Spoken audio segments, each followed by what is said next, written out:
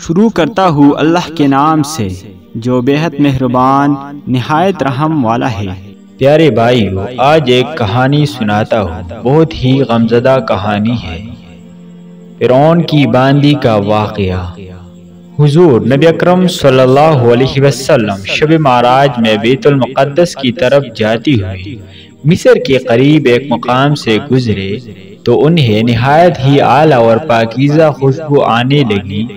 آپ صلی اللہ علیہ وسلم نے حضرت جبرائیل علیہ السلام سے پوچھا کہ یہ خوشبو کیسی ہے؟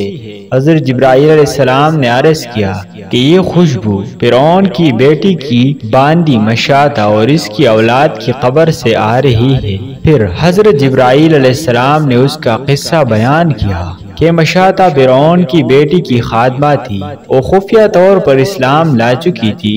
ایک اس نے جواب دیا، ہاں ہاں، میرا، تیرا اور تیرے باپ اور سب کا رب اللہ تعالیٰ ہی ہے۔ شہزادی نے اپنے باپ سے کہلوایا، وہ سخت غضبناک ہوا اور اسی وقت اسے دربار میں بلوایا اور کہا، کیا تو میرے سوا کسی اور کو اپنا رب مانتی ہے؟ اس نے کہا کہ میرا اور تیرا رب اللہ تعالیٰ ہی ہے جو بلندیوں اور بزرگی والا ہے۔ فرعون نے اسی وقت حکم دیا کہ تانبے کے جو گائے بنی ہوئی ہے اس کو خوب تپایا جائے اور جب بالکل آگ جیسی ہو جائے تو اس کے بچوں کو ایک ایک کر کے اس میں ڈال دیا جائے، آخر میں خود اسے بھی اسی میں ڈال دیا جائے۔ حکم دیا کہ اس کے بچے کو ایک ایک کر کے اس میں ڈالنا شروع کرو۔ اس نے کہا، بادشاہ، ایک درخواست میری منظور کرو، وہ یہ ہے کہ میری اور میری ان بچوں کی ہڈیاں ایک ہی جگہ ڈال دینا۔ اس نے کہا، اچھا، تیرے کچھ حقوق ہمارے ذمہ ہے اس لیے یہ منظور ہے۔